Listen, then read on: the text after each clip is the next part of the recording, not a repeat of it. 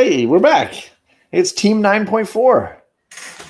Although I have far more 9.6s. I don't know that I have very many 9.4s. But you got a new one. I got a new one right here. That's the wrong one. Thanks to Comic Man Andy trolling me on our last show. Nailed it. Man Frog. 9.4 white pages. Yeah, baby. Near mid.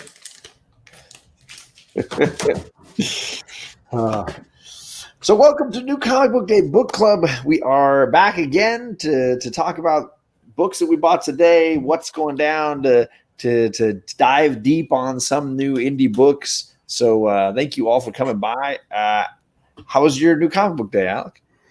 It was all right. I bought a couple things. I got 3 Jokers. I got the book that we're going to be mostly talking about, Department of TAruth. I got a Strange Academy 4th print because I'm at this point kind of curious about what that's all about because people are really hyped on it. And I found a copy of The Autumnal #1 that came out last week from Vault. Yeah, that I heard some good things about that. Yeah, I've been hearing really good things, and it's hard to find it's going for, starting to go up on eBay, and that's not why I bought it, but I did happen to find one at my shop. So I grabbed it to read it. I have not yet, and I think that was about it. Nice. Yeah, I only got 3 books. I looked at the 3 Jokers. I actually kind of basically skim read it like at the shop. But yeah, I got the final issue in Alienated. So that story finished. I can't imagine they're going to do any kind of a sequel to that or anything. I got the next Ten of Swords book, and then I got the book club book for tonight as well. So did you read X Factor? I read everything. I mean, 3 books. Yeah, I read everything. Is it, how much of a direct continuation is it? Because I know we talked last week about whether or not people would have to buy every book to enjoy the story.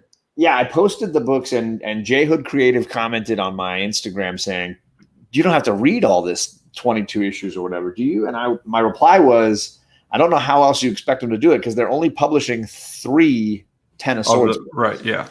Only 3 books in the 22 are event books. Like the rest are all the tie-ins. So I kind of feel like they're all going to be necessary. And this one definitely felt pivotal. There's some huge stuff like character deaths, character rebirths, character transitions. I mean, a ton of Ten of Swords was it Rock Slide, Richter, and Apocalypse, basically all on death's door by the time that issue ended. Yeah. So and then this issue takes off immediately from there when they're being rushed to the resurrection and healing rooms.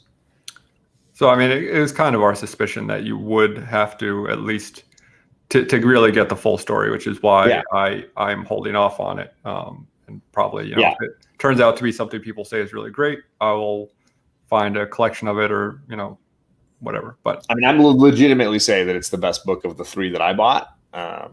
But that it was only 3 books, and obviously I'm on easy mark.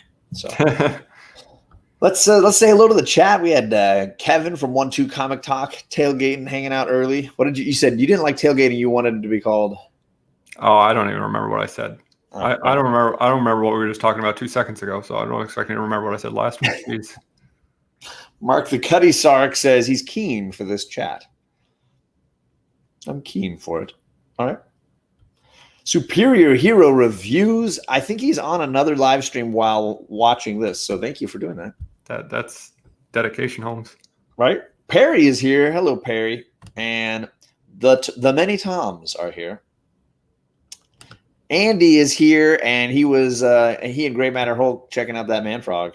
Hell yeah, Man Frog. My man Justin from No Good Comics is here. Hello to you. If you missed our X-Men talk the other day for issue 97, was it 97? Yeah, he's the odds. I'm the evens. 97 on his channel. You should check it out. I think that show's getting to be pretty awesome. I think it's a lot of fun. Some good yucks. Let's see here. Man, Department of TAruth is amazing, he says. Just read it. So there you go. He's ready to go with that one. Let's see. Bearded Comic Bro says, I have a feeling we're going to get some positive reviews tonight. I sense it. He's using the Force. The Force is powerful with that one. Daymare says, hey, Carlito Clasico says, hey guys, I'll need to find that Tynion book somewhere. There you go. Is it appropriate to call John out that he wore that shirt 3 days ago online? I do my laundry on the weekend. I'm sorry. So hey, I wore this last night online, so I beat you. I wore it, washed it. Now it's ready to go, and I'll have to throw in the laundry again. But yes, it is totally okay to call me out because you just did it, and I just did it. So there you go. Ryan, the new guy, is here. How's it going, Ryan? See, how much staying power did Hoxpox have? Are people searching them out? Has it come and went? That's a good question. It's a good question. I don't know the street value. I don't know the street value. I think that issue 2 is still. I don't think that it's really dipped, has it? That's the house one where Moira is revealed to be a mutant. Yeah, I can see that. So yeah, I mean, I know that for me, it's less about has it held value. For me, it's more about like the story was so significant and what it kind of set up for my mutant characters that I like so much. It's going to be something that's valuable to me. I liked it enough that I bought the hardcover when it came out, even though I owned all the issues. So hardcover has all 12, right? Issues. Yeah. Yep. It's one volume. Yeah. Also, I don't come here for positive reviews. Then you definitely are a true fan of New Comic Book Day Book Club. They usually dunk on stuff. But hey, let me talk about Three Jokers real quick before we get into that. Do it. Sorry. Yeah.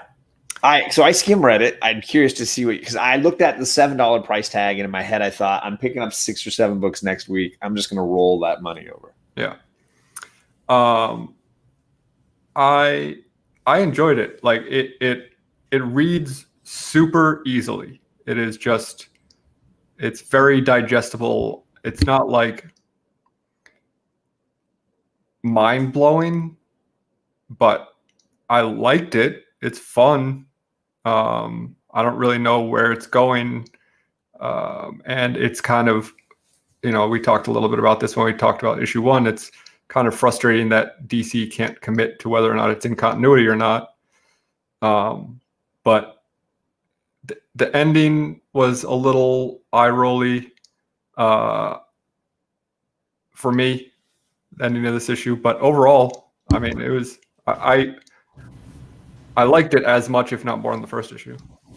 Is it a 3-issue run? I think so. So do you feel like it's wrapping up? Because I glanced at it and I felt like it was still winding up, like it was starting to do something. It could very easily go either way, I feel like, at this point. Like they've set up something that could now be resolved very easily, or it could be something that is further set up that rolls into something else. Hello to the Wednesday pull list. How you guys doing? Gore Vidal says, so far Three Jokers has been a straightforward story. Like I said, it's not earth shattering. It's not, doesn't break any molds really, but it's just kind of, whatever. It's easy. It's like a strawberry cheesecake. It's like not gonna wow you. I love a good strawberry cheesecake. Sure, yeah, it's good, but like you're not gonna be like, it's expected. It's not like an apple pie that you're gonna put it to. My wife just walked by. She's like, what show are you doing? They all blend together now.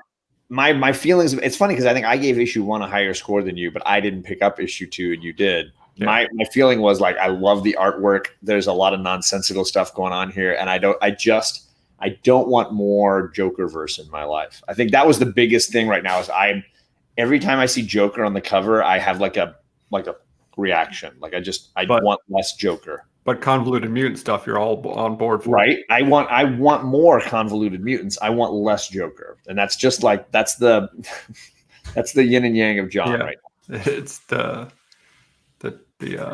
Venn diagram.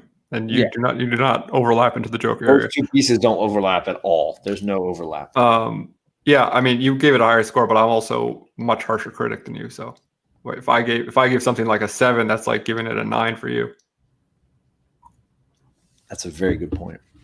Hello to Hialeah Comic Bro. Good to see you. He loved the Department of Truth. So yeah, I liked some of the like moments that I saw in Two Jokers. I like that they're giving Jason Todd a ton to do. Yeah. In issue 1 and issue 2, and I like that. I like that he's getting a lot to do because he's so pivotally connected. And I know that this has a lot of Barbara Gordon as well. My favorite moment of this issue is, so at the beginning, Barbara is telling Batman what happened and that Jason killed the Joker and all this stuff, and she's like, we have to do something about this. He has to be held responsible, yada yada yada, and like really kind of being the aggressor. Batman's like, well, we need to give him a chance. We need to help him. So then Jason gets kidnapped by the Jokers, and they tie him up nude in a chair. Batman damned it, but he is naked in a chair, and they put the Red Hood thing on him, and they hit him with a crowbar again. Yeah. And then Batman and Batgirl come and rescue him, and he's there still naked, and they rescue him and whatever, and he's at this point no longer tied to the chair, and he's standing there yelling at them and everything. And then they take him back to Barbara's place and have him kind of sleep it off, and she comes back and ends up kissing him. And I thought it was very funny that like she's all pissed off at him, and then she sees him naked and she's like, okay. So clearly you work out. And then immediately says that was a mistake. So I don't know if that's going anywhere, but I just thought that was a funny little curiosity moment. Anyway, let's talk about Department of Truth. Yeah, so I will tell you so for Department of Truth, for those who don't know, this is a Tynion. Is that how we say it, right? Yeah. A Tynion image number 1. And I want to explain, and I don't want to veer into too much of a political place, but I want to explain like I was on the fence about buying this book. Mm-hmm. And I glanced at the art on the inside, and the style reminded me a little bit of Strange Skies Over East Berlin. Okay. And I said, and maybe a little bit of David Mack thrown in. And I was like, okay, you know what? The art is going to make me pull the trigger here.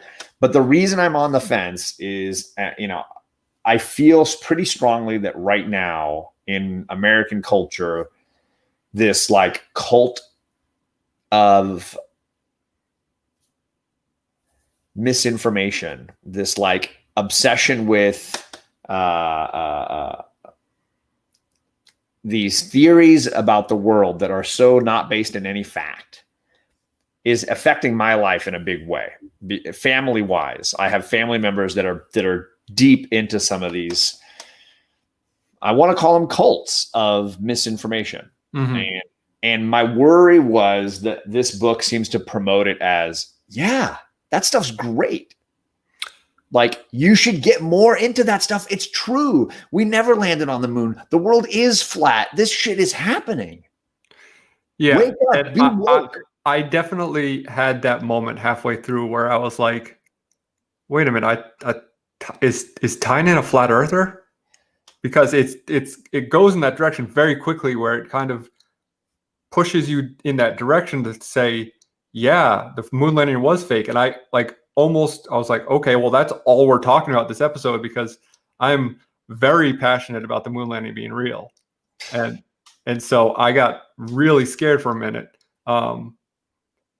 Are we going to jump right to the end already? Well, I was just saying that this is what was keeping me from wanting to buy it. Was I didn't feel like our culture in the US right now needed to promote conspiracy theories as great. Like, yeah, we need more. I don't have any proof, but I believe it's true, and I'm going to base my entire life and ruin the lives of my family because of that. Yeah. And I legitimately have that happening in my life these days, like that there's a family member I'm dealing with who has like gone full cult on this stuff. And is like, that's their obsession. Their Facebook world is all this. And for me, I'm glad the book wasn't that. And I'm happy to say that it wasn't. But I mean, it walks the line for me of like, I can't laugh at this stuff anymore. No. And I don't think it's really meant to be funny. And I feel like it's funny because, going into it and reading halfway through, I was worried about that as well. But by the end, it's actually quite the opposite. It is saying that these things are absurdities in a way. I don't know. I mean, I almost need to read a second issue to know for sure what they're trying to say about them.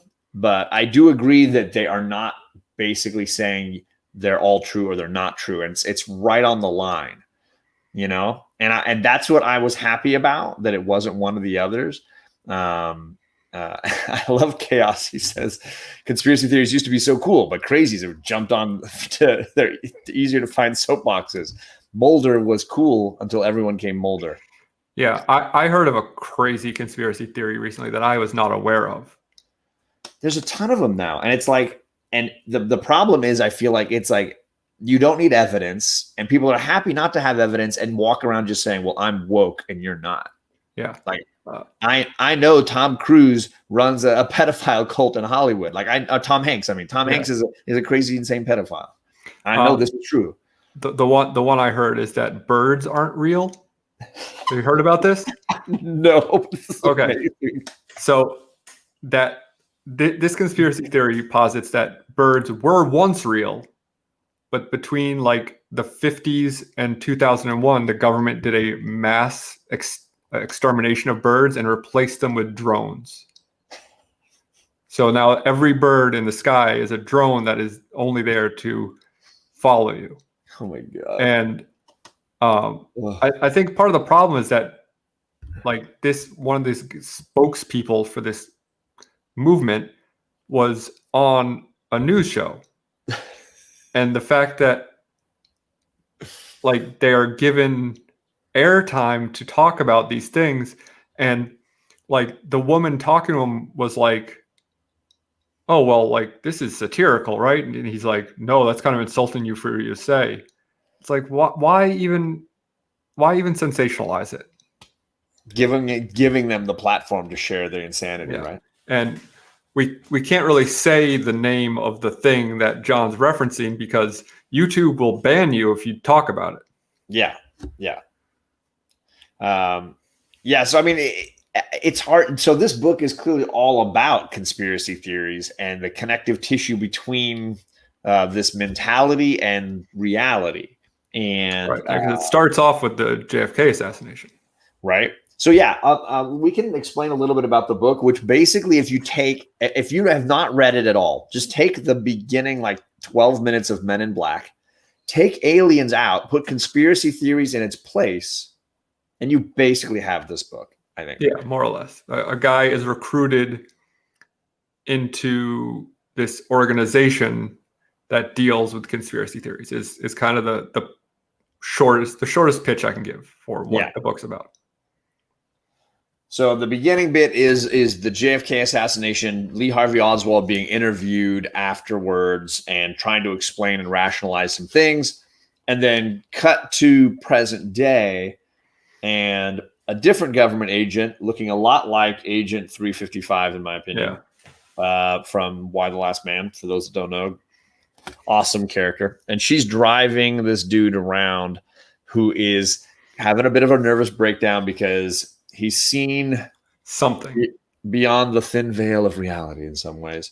And he's taken to an interrogation room where, I don't know, the smoking man, cancer man, is interviewing him like a Men in Black kind of a moment and basically talking to him about his weekend when he had his mind blown.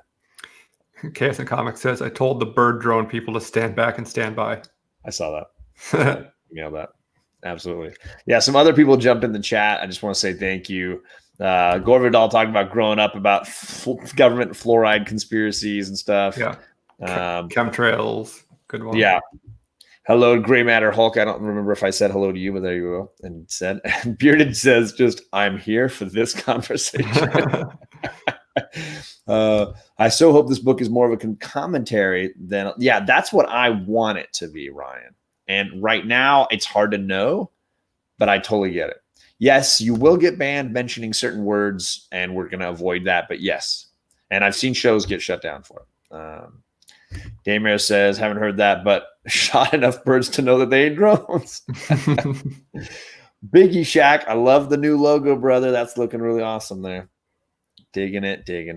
Let's see, did I miss anybody else? The moon landing conspiracy took off in the mid-70s with a book and added Stanley being complicit, apparently, with the filming of The Shining being his mea culpa. He's woke. Just say it, John. He's woke. So where were you? Sorry, you were going on about what he saw. Right. So basically, the plot is that this guy who they bring in works for the FBI in basically a capacity where he tracks far right-wing white supremacist conspiracy theorists on message boards and stuff to see what they're talking about. And he kind of basically says, my job is looking at memes all day. Right. He then goes to a flat earther convention, which I'm not quite sure why he did that.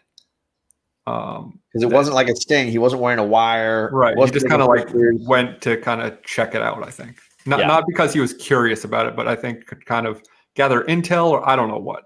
Or he was bored, but whatever the case may be. He goes to this flat earther convention, and he is approached by this guy who brings him to this penthouse where there are these two clearly Koch brother inspired guys who offer to give him a job because they say, he references the fact that they fund a lot of right-wing political campaigns.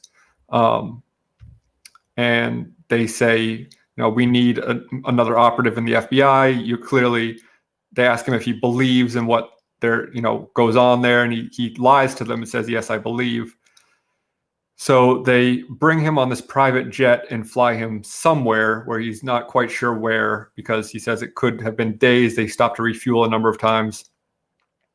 And he gets taken to what appears to be the end of the earth to prove that, yes, the earth is flat in this world. Which I'll zoom in a little so people can kind of see what that spread page, panel page, whatever looks like, because I think it's one of the things that makes me like this book more. So let me go solo here. This is the spread page here where he's seeing the far edges of the earth. Yeah. What I like about it is it reminds me of the map from Time Bandits. So shout out to Bearded Comic Bro who saw Time Bandits for the first time last week, and I've showed it to my daughters for the first time recently. But it reminded me legitimately of the map from Time Bandits. So he kind of starts freaking out, and there's this woman in a red dress who's the woman on the cover, who then takes off her sunglasses that she's wearing the whole time, and she has just X's for eyes. Yeah, which is the gal on the cover, the red on cover. The cover, yeah. That lady. And then the Agent 355 woman is there, who kind of rescues him from this situation and extracts him to bring him back to be interviewed by the Smoking Man, who then offers him another job in his branch of the government in order to combat these conspiracy theorists. They also show a video of the moon landing being faked, and with Stanley Kubrick, in the background, with that which is what Gore Vidal was discussing. Yeah, and the explanation given is that basically it posits that if enough people believe in something, that it starts to become reality. Yeah. Which is a very old theory. It's basically what The Secret is. That book, The Secret, is that it's the left-hand path of magic. It is, it's not a new theory. Is that if you truly believe something, you can manifest it to be true.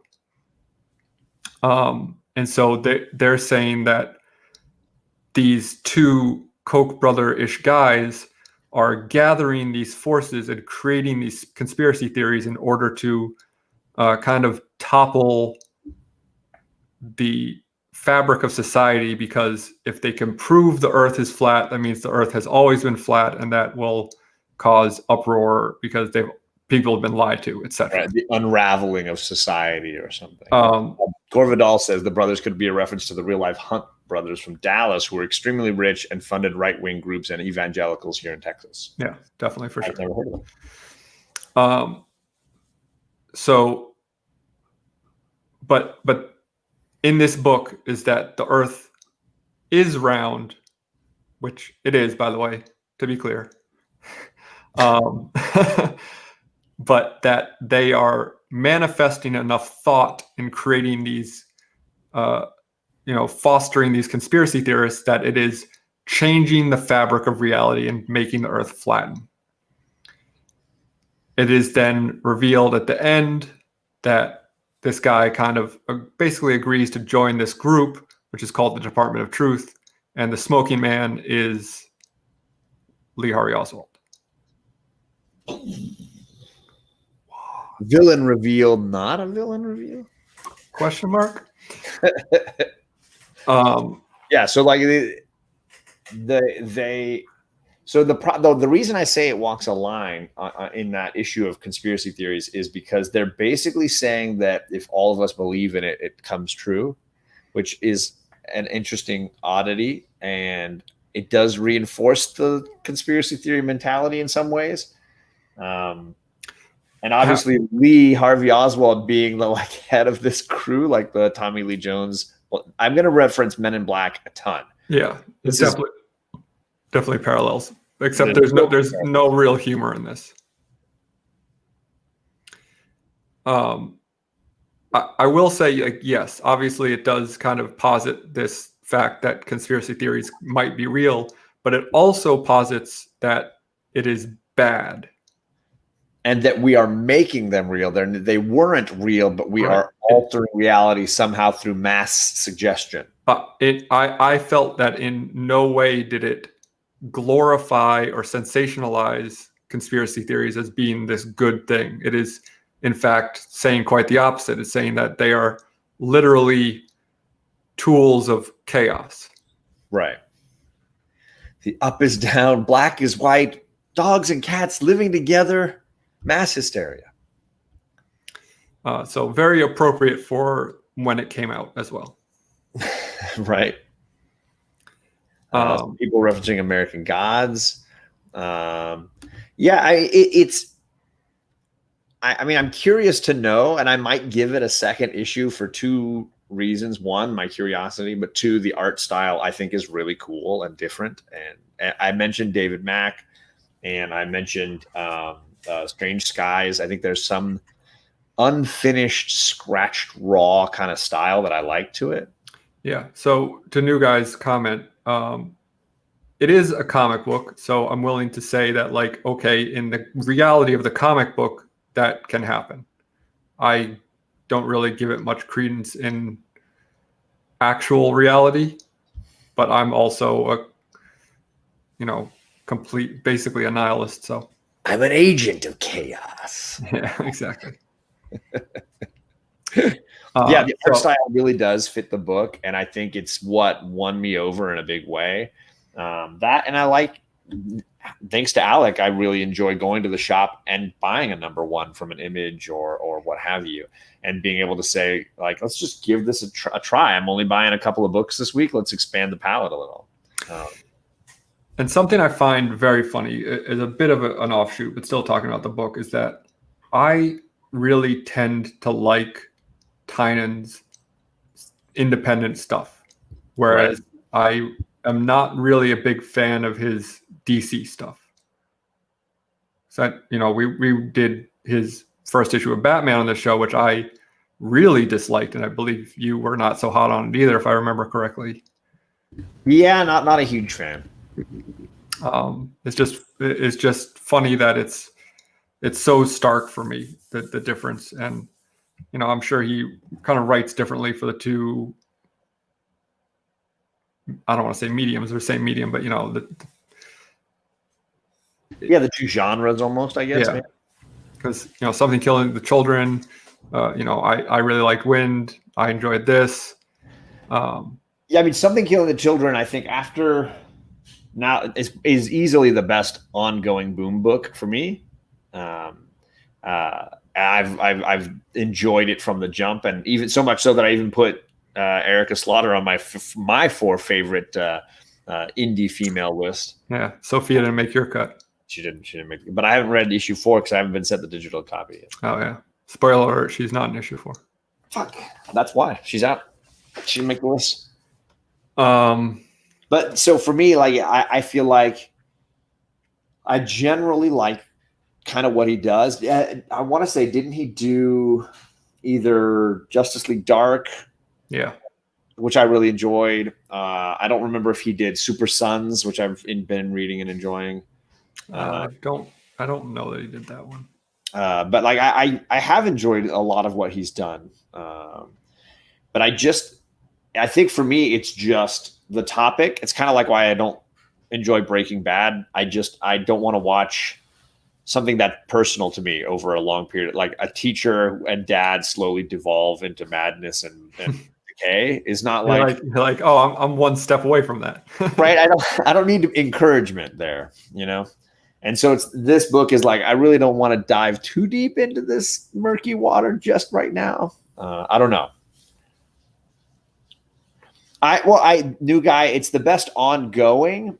Alienated just wrapped. It was a miniseries, so it's done. But as far as an ongoing, I definitely don't agree with that. I think Something's Killing the Children is a better ongoing book. I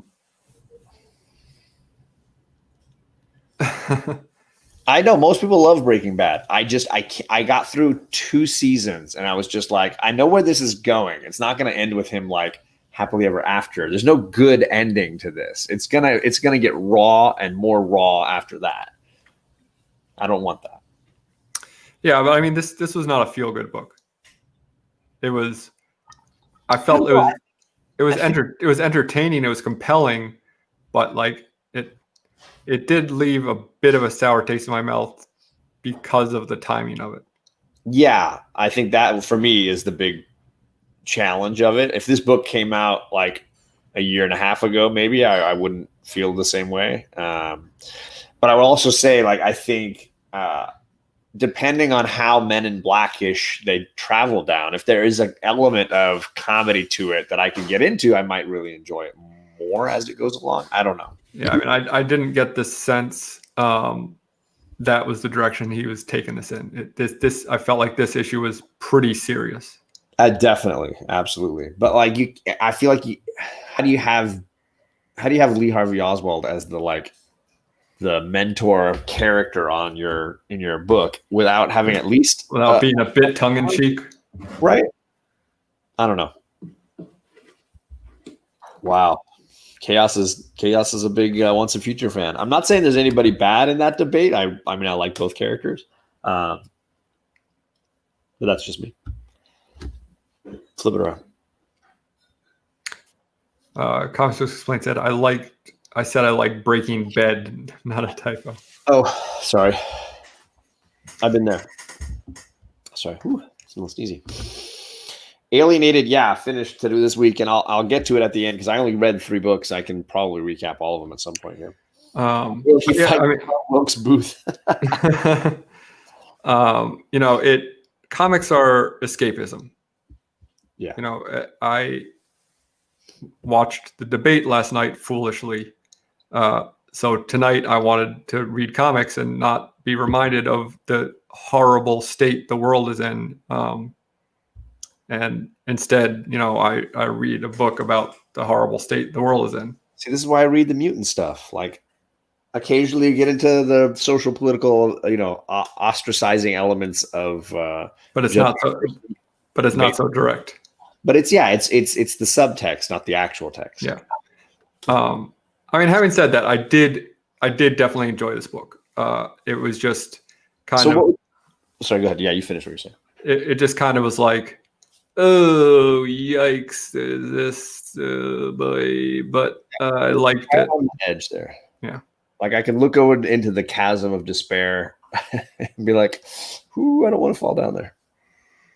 What would you score this if you were going to give it out of 10? What would you score this? Like an 8.2 maybe. I think I was going to give it an 8 as well. I think it was a solid B-. Which I think is the first time we've ever agreed on a score for a book. Yeah. Since we've been doing the scoring, I mean. Well, I mean, we've agreed on bad things. Oh, this is awesome. The moderator might have a mute button in the next debate. Yeah, I've heard that as well, but I can't imagine that a certain camp is going to agree to that. How about a shock collar? Yeah. I would watch if they went with the shock collar method. Yikes. I mean, we can talk about that if you want, but I didn't bring it up. I was just making a comedy joke, sorry. So yeah, I mean, I will probably, if I come across issue 2 and it's a similarly like light week, because I bought 3 books this week and only one of them's an ongoing. Yeah. So if it's a similarly light week, I will probably grab issue 2 just to kind of get a sense of where is it going with this. I have no idea if this is an ongoing or a mini series either, to tell you the truth. Yeah, I don't know that they've announced either one way or the other. But this is probably going to be one of those that I'm buying mostly for the artwork, just to kind of, because I like the mood and style of the art for sure. Yeah, it's funny. When I first opened it, the art was like so kind of hazy. Like the first couple pages, I feel like are just like really out there. And I was like, oh, is this what the whole book's going to look like? Yeah. And it kind of does, but they tighten it up a little bit more when it's in the present. And I did really enjoy it. A bad day. Yeah. But it does, yeah, I agree. It tightens up, especially when you get into the present day stuff. And I especially love the like interview panels when it's the two guys do a great job of capturing. The panel with the reflection of the 2 old men in his glasses was so creepy and awesome. When when he meets the guys at the after party or whatever they call it. I gotta find that page. Sorry. It's going to take me a little while, I have a feeling. Sorry. Oh, yeah. Yeah. Awesome. So cool. So I'm trying to be gentle, TJ. I'm sorry. Send him to a timeout. Who's on a timeout? Oh, the person who's shouting out in the debate. Yeah. Yeah, so we both gave it 8s. We're both likely going to check out issue 2, it sounds like. So. Yeah, I mean, I'm curious enough to find out where it's going for sure. So that sounds about as positive a book club as you're going to get. So whoever predicted that at the top of the show, I think it was Bearded. I think so. Yeah, might have been Bearded. So did you have anything else you wanted to talk? I know you mentioned 3 Jokers. Did you want to talk about anything else before we? That's all I got a chance to read today. Okay. So. Well, a lot of people are mentioning Alienated, and I'm glad that Chaos and Comics is here, because I went back and basically reread a big chunk of the 6-issue run. I wasn't able to read issue 2 because it's like right there, and I'll have to like take. I put all the Boom Studios Virgin variants up on the wall the other day, so. But I'm glad I went back because issue 5 and issue 6 are really closely tied, and I had missed some things in issue 5 that I thought I had gained and gathered. I also really liked that this, I mean, unfortunately is a 1 in 100 variant, but it had Something Is Killing the Children homage cover. Yeah. Which if was not a 1 in 100, I definitely would have bought. Yeah, but 1 in 100 is crazy. No, thank you. If you loved Strange Skies, Ryan, you can check out a book club. Alec and I and the late, great Edwin, the comic Jabroni, discussed Strange Skies over East Berlin. So yeah, I really enjoyed that book. That was a great discussion with a great guy. But as far as Alienated, I will say we read issues 1 and 2 of Alienated for book club, because I was really enjoying them. Issues 3 and 4 are still the best in the entire run that I've read, dealing with teen pregnancy, dealing with suicide, Really powerful, heavy stuff. And then issue 5 was all about the negative ills of social media on kids. Really powerful.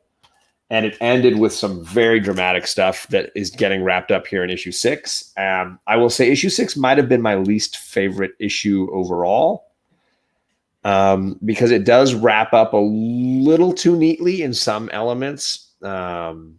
But it is a great 6-issue read that I think is really powerful. I think teens would get a lot out of it because it speaks to a lot of things that I think, kids in this era have to deal with more than I certainly ever dealt with when I was in high school. And I like the way they bring these issues up. I like the characters a ton. I just wish the final issue wasn't as neatly tied. It doesn't have such a bow on it. Yeah, I mean, because it's about really real things, and I think real life doesn't have that. So it robbed the truth of the story a little bit to have it be so cute for one of the characters. Now, I'm not saying it ends happy, because it is tragic. There's a lot of like heavy, there's deaths and there's big things that go down, but for some reason it just the epilogue sequence in particular just felt very cheery and a little bit too on the nose for me, maybe. But I'm not saying I hated it by any means. To say it's my least favorite of the 6 is not a burn. I think it's a great miniseries and really, really worth reading. Yeah, I'm definitely going to check it out now once it's collected or whatever. Ooh, Bearded with a good comment. Will teens not want to read it for the same reason I don't want to watch Breaking Bad? There you go. I don't think teens typically have the self-reflection or self-awareness to consider that same thought process, but maybe that was just me when I was a teen. Said Strange Sky, and Ryan said Strange Skies is how he found us. That's awesome. There you go. And he read Alienated 1 through 5 over the weekend. There you go. TK's Batcave is here. TK, thanks for coming by, man. It gets 13 Reasons Why dark. I agree. And then, it's a little 90s family sitcom clean in the end. So that's just my worries. Let's see here. Horror is so basic. ICM and Hotel are intelligent, but I know you guys are talking about horror comics and things like that. So a lot of my horror is too basic attitude. Okay, I get you. So that was Alienated, and I do recommend it for people that like a good indie and want to try something. It's a 6-issue, so I'm sure there's a trade dropping relatively soon. Yeah. And then I read Ten of Swords, which I mentioned at the top of the hour is definitely a book that you're going to have to read all, or at least the large share of Ten of Swords to really get everything that's in it. This issue mainly covers the time between those injured characters from Ten of Swords being hurt and the resurrection process for some of the ones that maybe don't make it. It's really a short period of time. I love a ton of it. It's easily the read of the week of the 3 books I bought. And if I gave one of them an 8.0 and another one finished off one of my favorite series from Boom, this is a very high grade. I really liked it. Magic has a great moment in it. Apocalypse has a ton to do in this, which I'm down for more Apocalypse whenever. And Polaris, it's a big Polaris issue. So I like the way they dealt with all those characters. I liked it way more than the X Factor book I bought when they started this new run, because this is issue 4. Yeah. And I like this a ton. So I'm full in. Next week I'm buying all 3 of the books that are dropping. Yikes. Well, I'm already reading Marauders, so that's not a huge get. I'm already reading X Factor, so I was already getting that. So really the only new one I'm grabbing is Wolverine. So I'm going all in on this. Misexplained. I think reading Excalibur, or at least reading portions of it, is hugely impactful. I think I read 9 issues, but then I had stopped reading it after a while. So there you go. Love Ten of Swords. So intricate, no one can read it. It's like dream theater for 2 big books. The big 2 books. There you go. 13 Reasons is right on for Alien. There you go. I love 13 Reasons Why. I mean, I read the book and saw the show. That was really great. I watched one episode of the second season and could not watch it. The second season was such a train wreck. That one episode tells you it's a train wreck. It just clear, like the first season is the book, right? Yeah, it's a masterpiece. The book, right. And then the way they did it as a show, and then beautiful. So there was no reason for a second season. The characters were just like they didn't stay true to who the characters were. It turned me off so hard, so fast to it that I could not watch anymore. That's a good point. That is a good point. I definitely think it was a lesser for sure, but I still really enjoyed it, mainly just because I wanted more. I didn't want to leave the world. It's like when you finish a great book and you're like bummed that you can't spend more time with those characters. So that's it for us. Did you have anything else you wanted to go over, Alec? Not so far at this point. Book My club hair looks ridiculous. It looks amazing. I was going to say the beard is going this way. The hair's going up. You got like a whole exclamation mark thing going. Yeah, just my head could not be bigger right now.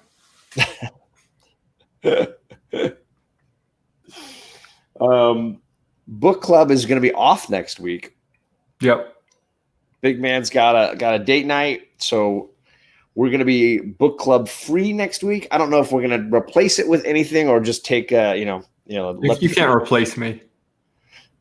I meant like do a different show. I never do book club. A stand-in. Yeah, I do. I have done an alternative kind of programming those evenings. Yeah, I'm just kidding. But we might just go dark. Take the week off. Enjoy a little time. Not so sorry, TJ. I agree. He says second season was a big mistake. But I will be dropping articles and stuff still on the books I'm reading. This Friday, I'm dropping an article on the Sentinels. So Biggie Shack and other big Sentinel fans can hear some discussion on the original early story arcs of the Sentinels. And then next week, I'll be doing one on Ten of Swords, the first 4 issues after the premiere, to kind of break down all the stuff. Very nice. And we got D&D on Sunday. Yeah, man. We survived. Big Will is dying and coming back several times over. Very exciting.